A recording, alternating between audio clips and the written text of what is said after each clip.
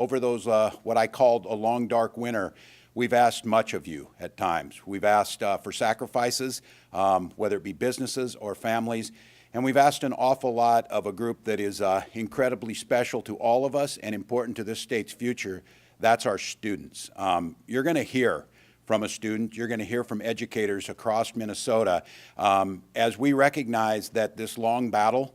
And I asked a couple times, and I'll talk about this, for us to buckle down and have a goal line stand. Well, we're on offense now, and it's our time to take back the things that make life so wonderful for us, to give those opportunities. And so I'm going to walk you through a little bit here with the goal that it's time to get our students back in school. And we can do that now safely. We have a very robust plan I'll talk you through. You'll hear from Deputy Commissioner Heather Mueller. And then more importantly, you're going to hear from the folks that have made education possible during this time. And I want to be very clear.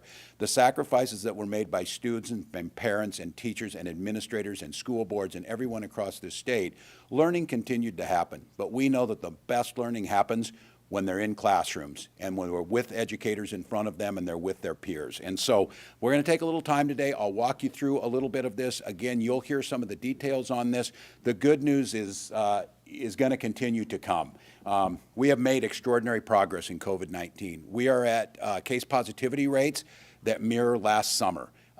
Some of that is the nature of this virus, but a whole lot of it is because of decisions that you chose to make, whether it be masking or social distancing, or the sacrifices we've especially asked of our students and small businesses to stay in distant learning or to make adjustments.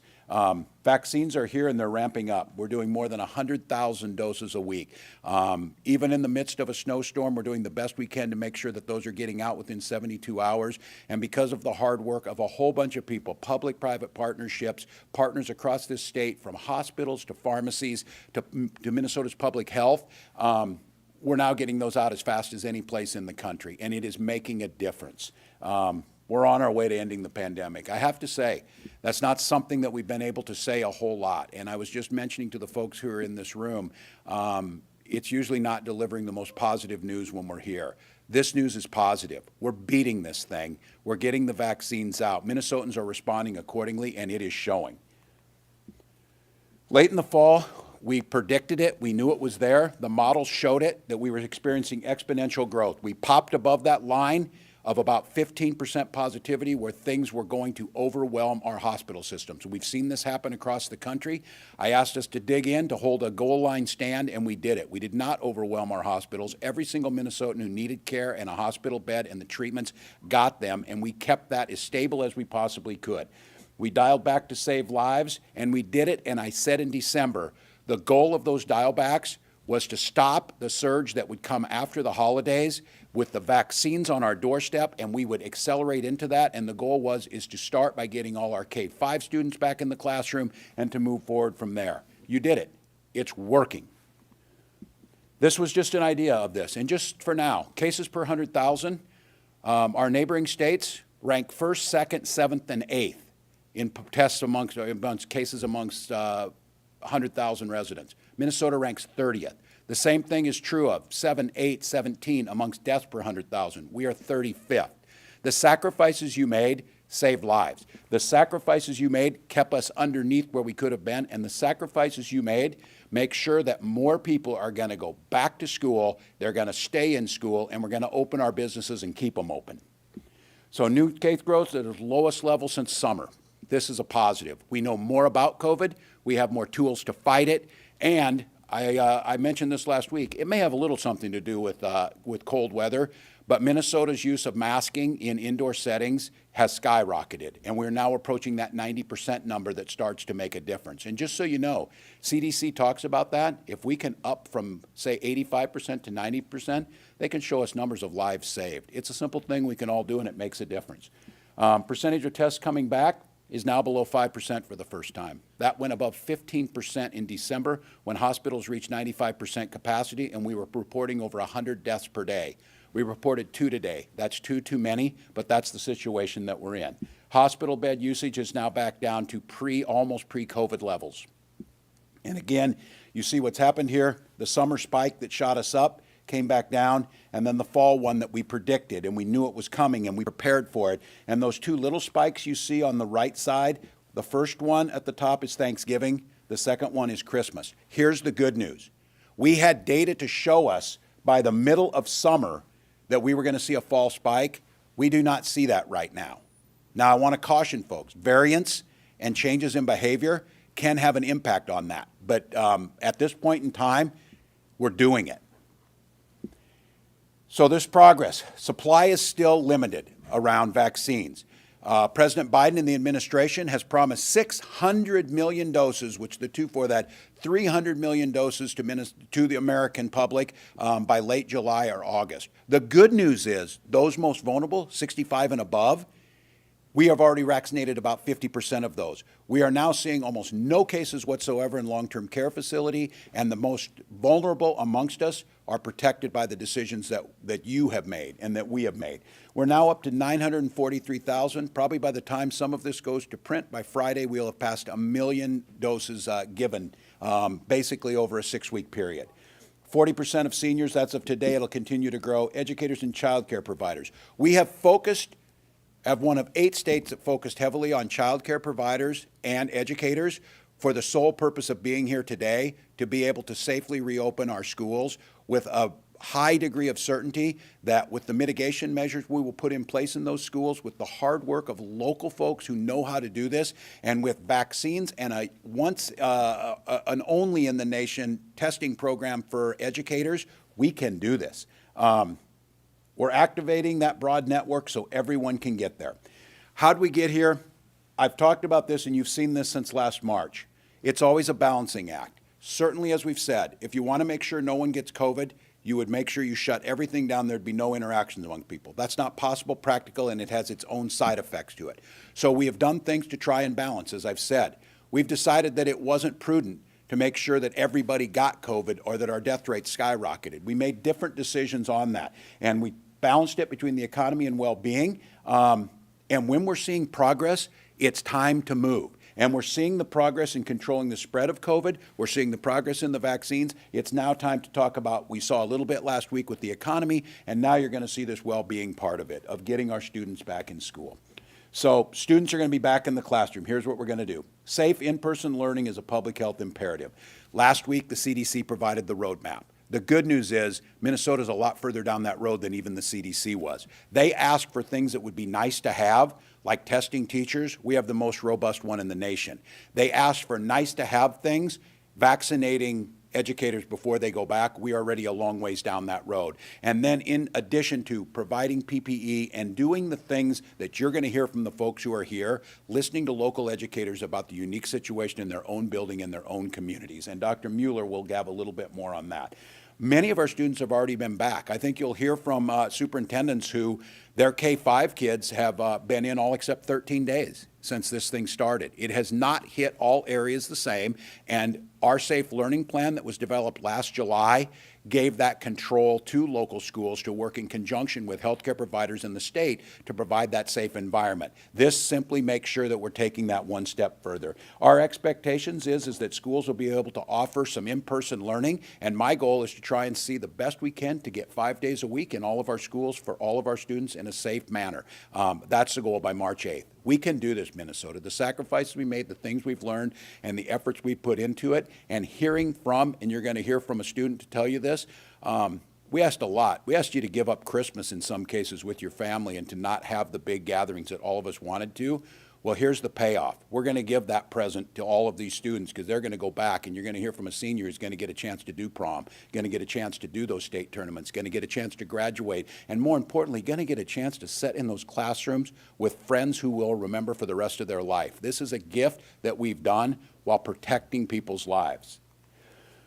So in-person learning does have some risk to it. I don't want to downplay the fact of this, that we always have to make sure we're mitigating. I will stress it again, and Dr. Mueller will stress it. Our nation-leading on-site testing gives us a huge advantage. We're already above 25% of educators vaccinated, and I'm here to tell you today we're going to bump that to 18,000 doses. We'll go out next week and can try and continue to do that. We will have the bulk of our educators vaccinated by that March 8th deadline, and that will give another added protection. And I want to all the parents listening out there, the educators and those especially with underlying health conditions and the things we're doing, we're focusing on making sure that we're not spreading. But we also know our students can get it. And there's asymptomatic spread, but we don't want to put them at any unneeded risk too. So we're expanding this testing to allow all students. And again, this is a choice parents can make, but our testing programs are going to be available, whether in-home or at local testing programs focused on 12 to 25-year-olds. Get your kids tested. Mine is an 8th grader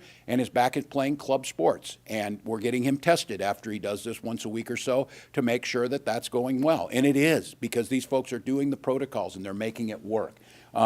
So we have that expansive capacity that's going to go even further. We listen to folks all over the state. You're going to hear from them here in just a minute on the need to get our students back, the need to do it safely. I think the unique thing you're going to hear about Minnesota is the stakeholders across the spectrum, parents, students, teachers, administrators, school support staff, school boards, are all in agreement that we've got a plan, we can do this together. It puts a lot of those decisions in a partnership way of doing it, and it's working, and it has been working for them. So students, we're ready to go. We're going to get back in school, folks. We're going to do it safely. We're going to beat this thing. And I think I've said, and I've been asked on numerous occasions, what do I want to do first thing when this thing is over? I want to stand in a crowded hallway and listen to students laugh with their classmates. That's what I want to do.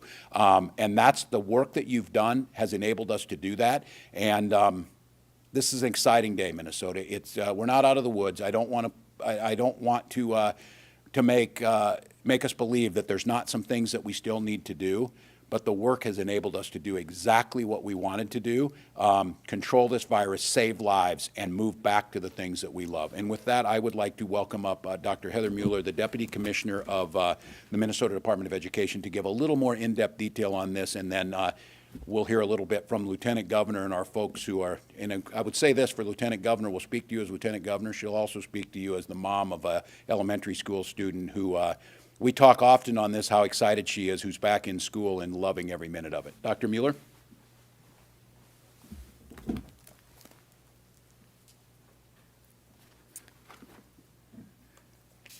Thank you, Governor. And good afternoon, everybody. So we want to walk through a little bit about this plan, a little more in depth, and give you some additional details. But before we do that, I'd like to dive just a little bit deeper into thinking about how this is really going to be able to help impact not only our students and our families, but our communities in general. And I can speak not only as the Deputy Commissioner at the Department of Education, but also as the mom of a senior in high school and a sophomore in high school, and I cannot say how thrilled I am to have our students back in a hybrid learning model and what that means for them every single day. We know that our seniors last year, their junior year looked vastly different at the end of the year, and their entire year that they had built for their academic career, and the things that they've missed that we've all had the opportunity to experience. Things like dances and athletics and activities and proms and graduations, and the ability to be able to do that is something that is incredibly important. And the work and the effort that our community has done, that our state has done, and that our governor and lieutenant governor have done to ensure that we are building the structure that we need in order to bring our students back is incredibly important. And I want to also acknowledge the fact that we have a number of school districts and charter schools across the state who have had the opportunity to have their students in person since the fall. They have been able to mitigate, use those mitigation strategies. They have been able to partner with their communities, work with their local public health, and to be able to really think of different unique ways to be able to bring students in for a variety of reasons. And that's not the ability everywhere. And so what we are looking at is putting forward a plan and an opportunity for this to be the option everywhere in the state of Minnesota. So as we think about that, we really wanted to focus on a couple of things. Beginning on February 22nd, our middle schools and our high schools can choose either a hybrid learning model or an in-person learning model with specific mitigation strategies. And as the governor talked about, first and foremost, we know that we have one of the best testing processes in the nation for screening. Every single teacher who is in either a hybrid learning model or in a in-person learning model has the opportunity to test in their building every 2 weeks. And so that means that we are able to identify any asymptomatic spread that's happening in our schools, and they have the opportunity to know exactly where they stand. And so that's one really important component, not only for our students, but it also is a bit of peace of mind, quite frankly, for our staff members, so that they know that as they are working with our students every single day, that what they're doing with their students and when they go home to their families continues to be safe. We also know that we are building a model where our students between the ages of 12 and 25 have the option to go to community testing sites and also to utilize mail-in saliva testing so that they have the opportunity to see where they're at in their testing, and they know whether or not they are also COVID positive or are asymptomatic and are not aware of their ability to spread that. And then also thinking about not only those two components, but also the fact that our students are wearing masks. They are incredibly conscientious, whether they're in school, whether they're participating in athletics or activities. They are consistently utilizing those masks to help to not only protect themselves, but to protect the people around them. And so those are really important pieces that we're going to be able to continue to maintain as we are moving forward with additional students coming into both in-person and hybrid. Now, we know that our schools have also worked a lot with their regional support teams to go into an in-person model and to publicly announce those plans. If they have those plans in place, those plans should continue. The work that our school leaders have done with their staffs, with their communities, with their school communities are incredibly important, and the role of this is never to undermine that work. It is, however, to provide some opportunities for us to be able to build on that collaboration. As a result of having these unique and independent personalities essentially in every single community, we also know that it's going to look different in a lot of places. It may be that beginning on February 22nd, we are going to have some school districts or charter schools who have not had their students in will be able to have their students back into a hybrid model. We will also know, and that will be 5 days a week. We know that some may need to start at 3 days a week, right? It's going to be dependent on being able to, like what the governor identified, is to be able to give our staff time to do the prepping that they need, because in addition to not only making sure that we're providing this option for every single student across the state of Minnesota to be in person or in a classroom, we are also really cognizant and thoughtful of the fact that we do have some students and families who choose not to, that they feel as though they are safer by being able to learn from a distance. And we are going to maintain that because we know how incredibly important that is. And so in being able to provide not only an in-person learning option for every single student that wants it, but also a distance learning option for every single student that wants that, we need to give our educators the opportunity to do what they need to do to be able to support our students in the way that they need to do that. And so that's why you might see it looks a little bit different from community to community, but the basic underlying premise is the same, is that for every single student that would like to be in an in-person setting, we are trying to provide every single strategy and mitigation approach necessary to be able to do that. And that's in partnership with our school leaders. We also know that one of the things that we identified when we moved into having a January opportunity for our elementary students to move back to an in-person or a hybrid model, we also know that we implemented a rolling start. And that was because at that point in time, we still had higher levels of community spread. We knew that we wanted to take it very slowly and give the opportunity to take a very slow walk back into having students come back in. Because of the work that you have done across the state and because of the leadership of the governor and lieutenant governor, we have the opportunity to now repeal that rolling start. And so what that means is instead of starting 9th grade and 10th grade can be the first 2 weeks, and then you can 2 weeks later bring in 11th and 12th grade, it means that you can bring back 9, 10, 11, and 12 all at one time into a hybrid model or into an in-person model, depending on what that looks like for you and for your school community. So it's really important that we are able to identify that, one, that rolling start is able to shift, because that means that students are able to come back earlier and gets our students back in, and it also gives opportunities, again, to increase the number of students that are participating in in-person learning. The third and probably one of the most important pieces is the actual use of data. And that's one of the things I think that we've tried to be incredibly consistent about, is to use the science and the data to help to drive our decisions. It's something that educators are amazing at. We look at student data, we look at community data. We do this every single day to help to inform instruction and the work that we're doing. It is not going to be any different from what we are doing in order to be able to help to support our school leaders as they are thinking about bringing their students back into a hybrid model. And so what that means is that we are going to rely on our county level data, but we're not going to do that alone. When we first had this conversation back in July, at the end of July, we talked about the county level data as a starting point.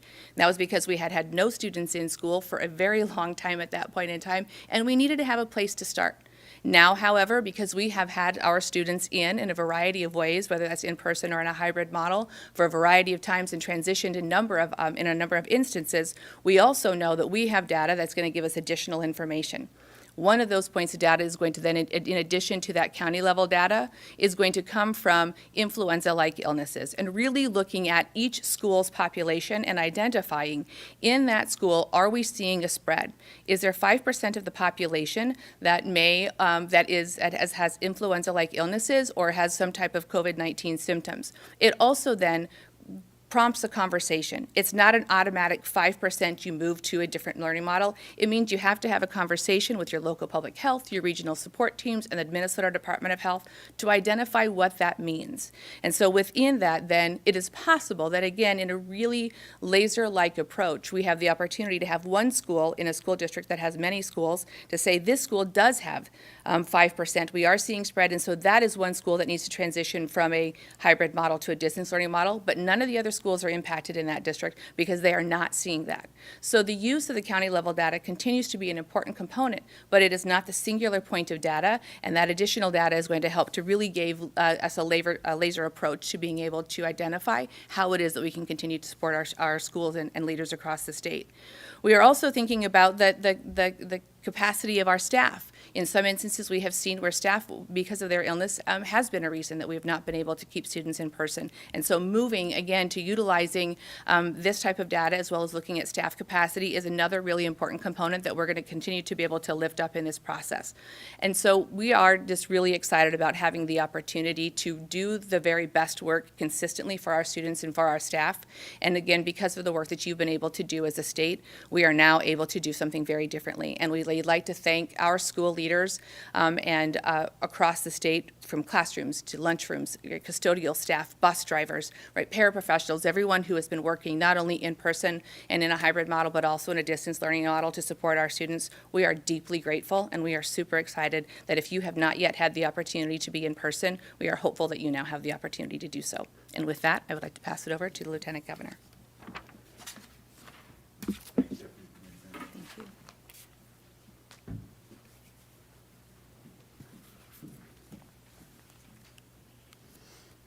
Thank you so much, Dr. Mueller. Good afternoon, everybody. I'm really happy to be here. You know, Minnesota has worked hard to slow the spread of COVID-19. We have dug deep and we've made sacrifices. And the folks, I think, who've made the most sacrifices have been our students. I want to take a moment and just recognize those sacrifices of those students. Distance learning has been a necessary step to keep students and teachers and communities, school staff safe. But it's come with enormous challenges as well. We know that students learn best when they're in person and with their teachers. We're in a strong position to protect our teachers and our students while improving education outcomes across the state, and it is critical that we do just that. I'm incredibly grateful for the work of the Minnesota Department of Education, school leadership, teachers, parents, and students who have all worked together to make this moment possible. While I stand before you as the Lieutenant Governor, as the Governor mentioned, most importantly, I am here as a mom of a second grader. My daughter went back to school in person a few weeks ago, and it has changed everything for my family. I'll be honest, I was pretty nervous those first few days. It felt like her first day of kindergarten, and I thought about her all day long when you just worry about your child being okay. But the smile on her face and the energy that she brought back home with her, I have to say, made it all worth it. It takes support from the state to make sure that schools have access to testing and PPE, and slowly but surely, and we think we're getting more doses here to teachers next week, to the vaccine, to increase safety for all of these environments. It takes leadership and clear communication at the district and school levels to build a plan that keeps teachers and staff and students safe and in the classroom. And it takes caution and responsibility from parents to reinforce those public health measures we know so well, to include them at home to minimize the possibility of exposure. But I will tell you that it is absolutely worth it to see the sparkle back in my girl when she comes home from school.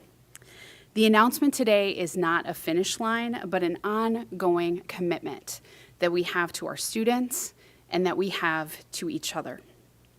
It's a partnership between school leadership, teachers, and families, and those of us who work at the state level to make it all work. We cannot let our guards down. Wear a mask, keep physical distance from others, and avoid indoor crowded spaces. Get a test if you need or want one, and get your vaccine when you are eligible. That's how we keep our kids back in school and keep them in the classroom. And one of the things that is a really powerful part of what we get to do here is to work directly with students and hear from them. So I am very excited that we have a high school senior who is with us today. Owatonna High School senior Lane Verstag. Please come on up and share your story with us. Welcome, Lane. Come on up.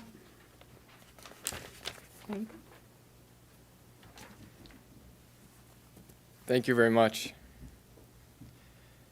As I ended my junior year online, I couldn't help but be excited for the beginning of my senior year. At the time, there wasn't a doubt in my mind that my classmates and I would be walking the halls of our high school together this fall. And although some exciting months of my junior year had been interrupted, I was still hopeful for the experiences my next year of high school had in store. Little did I know, however, just how serious this pandemic would be. As COVID became more and more real, my expected return to school grew farther and farther away. By last year, September, I had all but given up on my senior year. I had accepted it as lost. And although I am grateful for the countless hours my teachers have put in to make distance or hybrid learning as good as possible, nothing can replace the memories made with friends during high school. I was longing for just one more bus ride with my teammates, just one more rush of anticipation before stepping onto a concert stage, and hoping for not just a senior prom, but a first prom. Now, as vaccines roll out, and the end of this pandemic feels closer than ever before, I am reminded of the excitement I was experiencing 12 months ago. With the governor's new direction, I am eager for the opportunity to share the walls of my high school with my classmates one last time. And although the end of my senior year may not be as traditional as I had hoped, I know that my grade will get to experience it in the most important way possible, together. And with that, thank you. I'd like to introduce Superintendent Matt Gross. Well done. Everybody in Minnesota is crying. Yeah, that's a tough act to follow, Lane. I appreciate those words. My name is Matt Gross. I'm privileged to serve as the superintendent for the Grand Rapids and Big Fork School District in northern Minnesota. And this is an exciting day for schools and students like Lane across the state. And I just want to thank the governor for his leadership and this hopeful day, and also for prioritizing our education staff through the testing and through the vaccination. So thank you.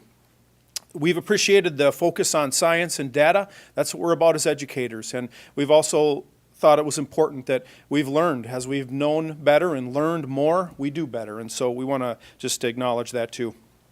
We've seen the effects of being away from school on students like Lane. And for some students it's worked fine, but for others it's been very, very difficult. And students that are away from the relationships and the sense of belonging that really only happens in school. It's easy to see that in the lives of our littlest learners, but it's real for our teenagers too. And that's why today is so important. Some districts like mine have been fortunate to be able to have students in person this year for many, many days. And there are some students, like Deputy Commissioner mentioned, that have been in school all year. And our facilities, different community viral conditions, and an ability to emphasize mitigation strategies made those possible. Since the beginning, we've seen how the virus affects communities differently, and it's affected districts differently. And my colleagues, school leaders across the state, haven't been any different in their desire to have students in person. It's just been different in their ability to. They have different district dynamics, and their facilities are different. And so the message today, the announcement today, will open those doors and create opportunities that we need and have moving forward. Our community's been patient as we've worked through the transitions between in-person learning for most of the fall into hybrid and then into a time of distance learning and now back again to in-person since the beginning of January. And we've had partners and help from our people in our communities like the local public health and our regional support teams to do that. Like across the state, our teachers, our principals, our education staff have needed to be resilient and courageous and flexible as we've worked together to get kids back in school. And it wasn't easy and it was challenging at times, but we all know how important it is and we all know it's the right thing to do. This school year's been hard for many, including school administrators, and as we see and feel the pain that our staff feel and our students feel longing to get back in school, we want to make sure that we're doing our part to keep our communities safe. And these school leaders are not just superintendents and principals and directors. In many cases, we're dads and moms and neighbors and community members, and we want to do this right. We care deeply for our communities, and we want to make things as safe as we can. Today's announcement is one of hope. It's exciting, and I'd encourage our communities, our parents, to be patient as districts fine-tune these plans, as they create models that are going to be able to bring more kids back as safely as possible. Your superintendents, your school leaders want to get this right. They want to keep communities safe. The vision of One Minnesota that our governor laid out is one of unity. And success for every district, for every school, for every student is a part of that vision. And schools like mine, where we've been able to have students in person, and places where they've been able to have students in person all year, we stand ready to help however we can to make that happen. Thank you. With that, I'd like to introduce an amazing colleague of mine, Dr. Teresa Battle.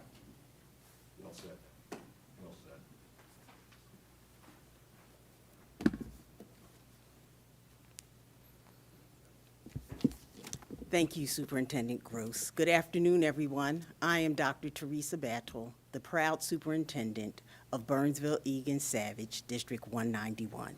Thank you, Governor Walz, for inviting me here today. This fall, I believe the amazing students and staff of 191 did a wonderful job in implementing our hybrid learning model. We took it slow. We followed the science. We began with a rolling start for 4,100 students enrolled in hybrid, where pre-K through second grade students attended 4 days in person and 1 day in distance learning. And students in grades 3 through 12 attended for 2 days in person and 3 in distance learning. We also had 3,500 students enrolled in our virtual academy. A survey of parents conducted in early November showed that they felt most positive about their and their students' experience in District 191.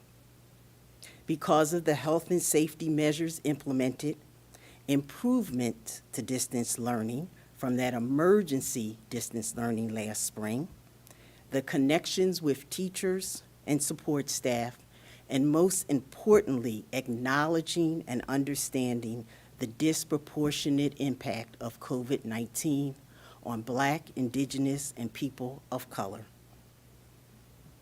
So today, this marks an exciting opportunity to bring more students back in person. I am grateful for the support from the Minnesota Department of Health, Minnesota Department of Education in developing the Minnesota Safe Learning Plan. As community spread of COVID-19 increased dramatically in November, we returned to full distance learning for pre-K-12 students. But 2 weeks ago, our pre-K-2 students began attending in person 5 days a week. And on Monday, we welcomed our 3rd, 4th, and 5th graders back to in person. Everyone is happy to see our pre-K-5 students in person in our halls and classrooms again. Students are ecstatic about being back as well.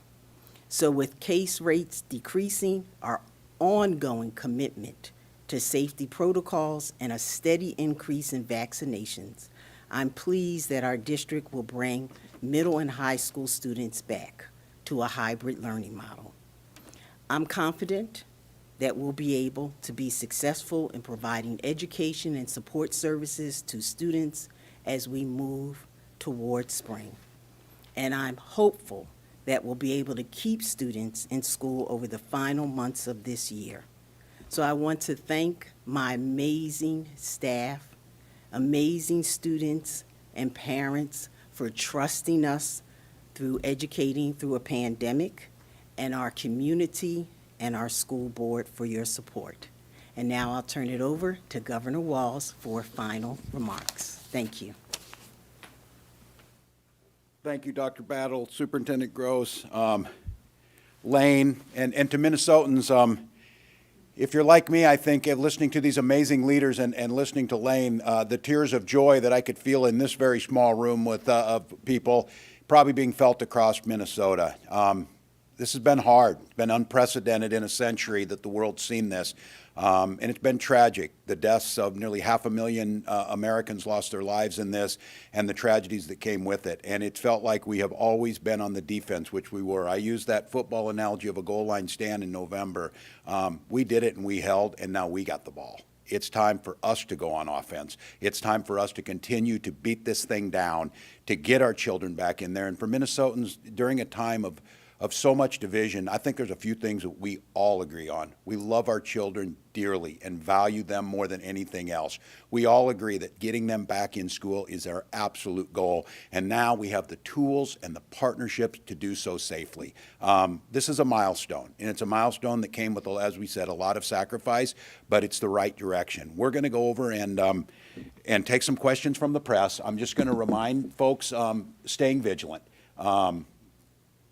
Making sure that we know for families that health issues, for teachers and things like that, these are all being taken into consideration. As Dr. Mueller so clearly indicated, this is going to require a lot because we're going to have to continue to be able to provide those opportunities for folks.